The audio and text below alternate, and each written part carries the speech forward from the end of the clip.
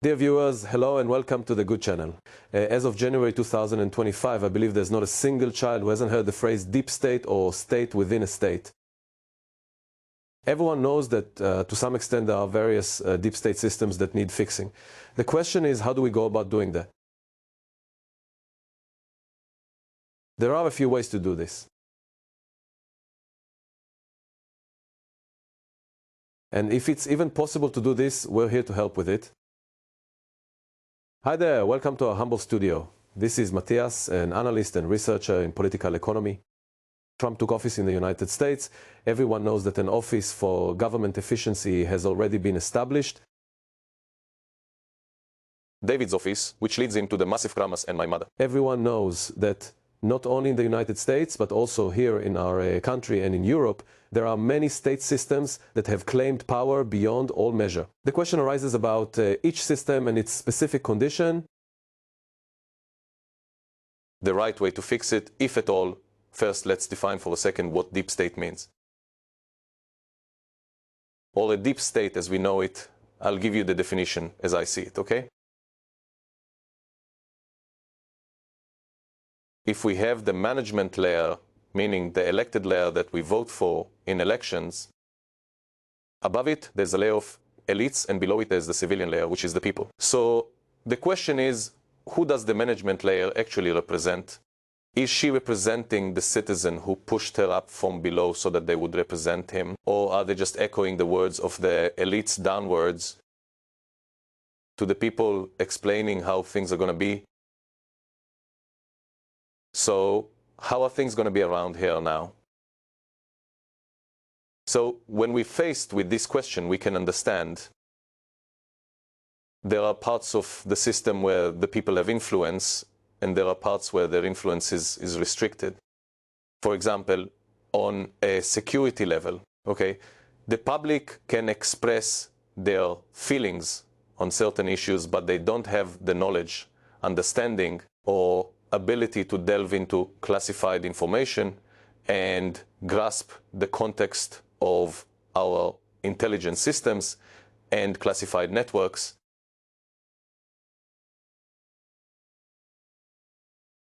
So basically, he's not part of the conversation. What decisions did the system make and how are they communicated to him? All right, when it comes to more complex economic issues, like those involving the central banking system, it's important to note that it's not regulated by the government. Yeah, we can't really control the interest rate. So the question is, for example, the central bank is a great example, because the question about the central bank is whether it represents me against the global central banking system, or if it's just a branch of the global banking system in Israel. This allows Israel to carry out certain services it needs through this branch. Okay? So my worldview is that in more complex systems like security, healthcare, banking, and so on, we'll see the influence of the individual citizen diminishing. And the influence of the capital elite and the so-called higher academic layer and so on. A technocrat like that, even there, she stands out more clearly. So for the average citizen, in their daily life, in their basic matters, they feel that there are areas where they can express themselves. However, they are also aware that there are limits in certain areas, like in security matters, as we mentioned. The banker and so on, he has no say there. And when there's an event at these angles, he encounters this thing called dipski and feels this blockage. This deep state, besides setting the policy, another function it serves is self-preservation, and perhaps even putting a wedge in certain social mobility that allows people to move from the layer of the common folk you mentioned up to the elite class. We're talking about these specific power centers, which are two completely independent authorities. The government has no way to impose itself or its vision on them. For example, I refer to our central bank as the fourth authority because it's like the Supreme Court of the economy. It's exactly the same thing. Sure, there's no way to challenge his decisions. He creates a certain framework within which our economic system can operate. They appoint themselves, okay, and promote themselves. The person overseeing them is on their behalf and among them. So this whole system is a coordination with the Supreme Court. The Supreme Court handles it legally while our central bank manages it on a monetary level. Within this, there's the government, which has two very powerful bodies, plus the security system, each drawing its own framework. The central bank sets the framework, and you're living with such an interest rate, you're alive. I decide how much money there is, meaning the inflation environment. You're in it, and the Supreme Court system decides what laws we have. What basic laws do we have, what can be approved and what can't be approved, all that stuff. The security system also sets the boundaries for you from a security perspective within this event. Israel's foreign policy is mainly determined by our big sister, the United States, and we hardly play a role in this area. We can express our desires and see if they align with their interests, but their interest in the area comes first.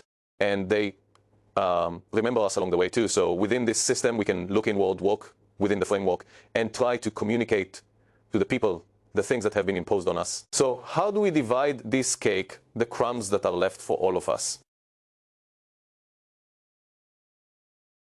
Here, the citizen feels like they aren't being heard. And this feeling is common in most Western countries today. If we take the Israeli citizen, the Canadian citizen, the British citizen, and the teams, they'll all say the exact same thing. They'll talk about the skyrocketing cost of living and how they can't afford to buy a house in their 30s and so on. They'll talk about the massive national debt their countries have. They'll discuss inflation. They'll mention the crazy energy prices they're facing. And they'll talk about the loss of human rights they've experienced since 2020. Everyone's feeling is different.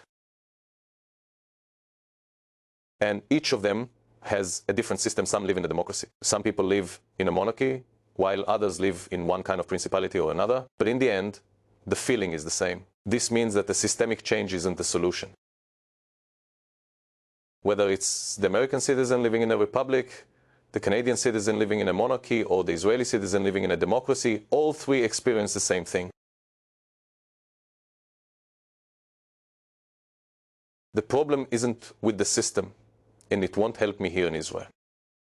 If I say constitution now, it's because the most advanced constitution in the world is in the United States, and even there, it's being challenged. And the citizen there feels exactly what I feel, that this isn't the solution. Where do you see the problem? So the issue lies in the stage where humanity currently stands. How? How do we observe and cope from an evolutionary perspective with such rapid technological developments? Exactly. We're basically in some sort of mismatch between the number of events that the citizen experiences and the pace of technological advancements compared to how outdated our system is.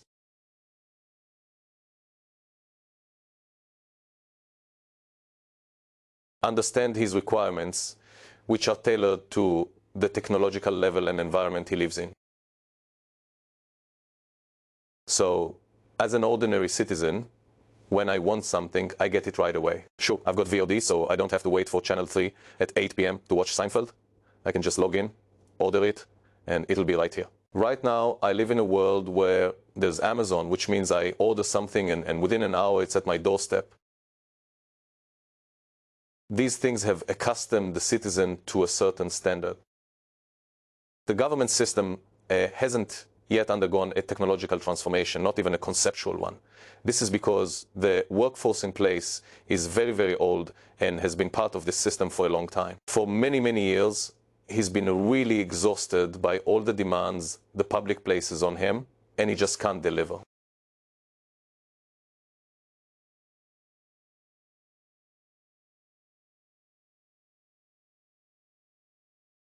There's a huge gap between what the citizen expects to receive and what the system charges them. That's a whole lot of taxes.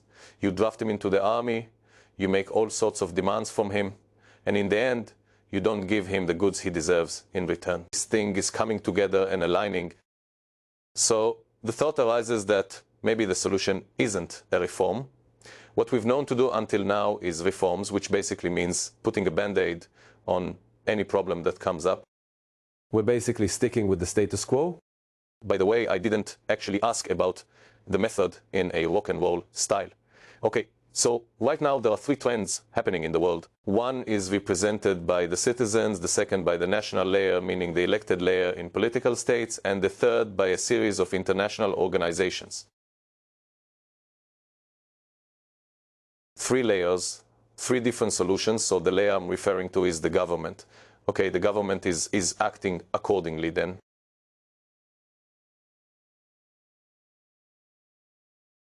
When we take a moment to look at the three solutions currently presented in the world, we'll start from the bottom. Today we see this in China, a real movement, but of young people, and this movement is called in Chinese translation, I can't quite pronounce it, but in English it translates to something like, let the system assemble to decay. From their perspective, the system is so corrupt that corruption is everywhere. It's like a powerful virus that's infiltrated every good part.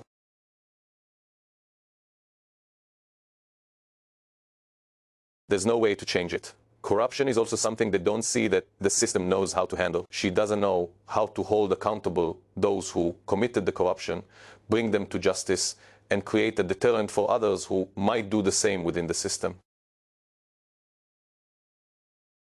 They know that bugs have been planted.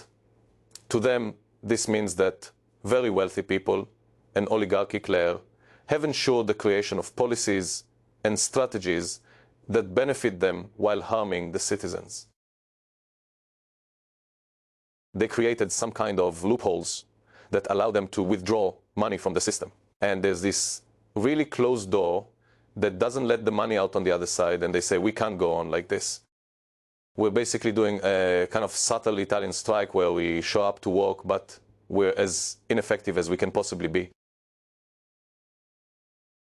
We're just here to take what they give us, and we're definitely not going the extra mile. We're letting the system slowly become less and less productive. Her debt will keep going up and up and up and up. We'll keep pushing her until eventually she breaks down from the inside. That's amazing. What you're saying. I was born in communist Romania under Ceausescu, and I'm somewhat familiar with the technique you're describing that young people in China are using today. So one by one. What I remember from Romania in the 80s is that those who knew how to game the system, as they say, managed to survive and even thrive under much better conditions. Basically, everyone just wants to survive, so everyone ends up stealing and cheating until it all eventually collapses from within. What we're seeing now is that from the West's perspective, they perceive the direction we're heading as being communist. He even sees himself as someone who walks more correctly.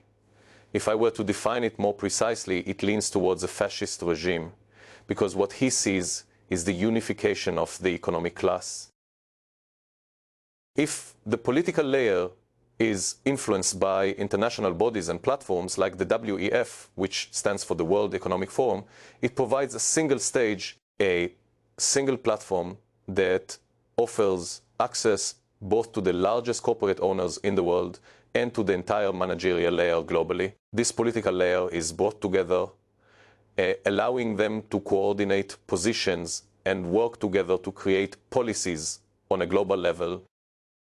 So people see the direction as very fascist, just like how Benito Mussolini defined fascism as corporatism, cooperation. All right, he sees this cooperative direction we're heading towards, and he says he doesn't want to be part of it. We're also seeing it happen now. In the United States, we see all the corruption except America in the government, so the citizens are very worried about it. This is one event where the citizen expresses themselves in this way.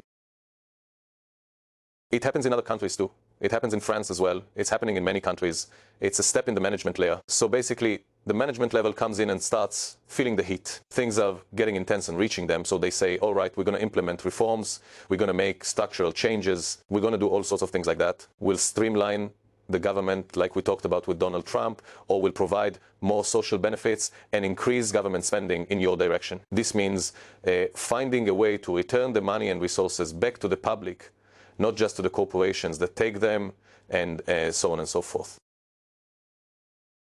These things don't really delve into the problem and the higher layer, the global layer, which is essentially made up of global organizations and transatlantic organizations and very influential transatlantic corporations that are present here in the world. Their approach suggests they want to do what's called the Great Reset. Klaus Schwab talked about this Great Reset. He founded the World Economic Forum in 1971.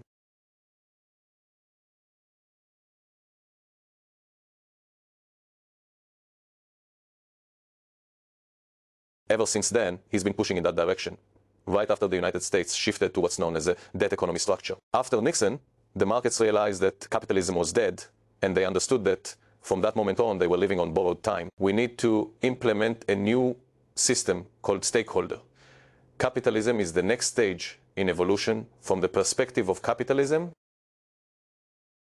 The dollar from the gold standard? All right, so starting from that moment, back in 1971, the Nixon shock event happened. At that point, the Economic Forum was established with the sole purpose of synchronizing all systems towards the new method known as stakeholder capitalism. Here's a little spoiler. It's called the older communist stake. And that's totally fine. It has absolutely nothing to do with capitalism in that word, but that's the event happening in terms of the vibe.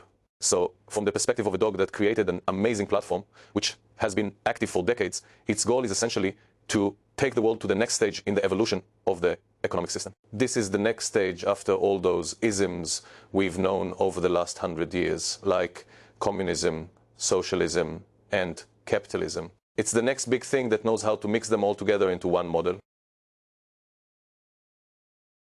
In this event, we see the world splitting into two camps. One that says, okay, I'm going for it, and another that opposes it.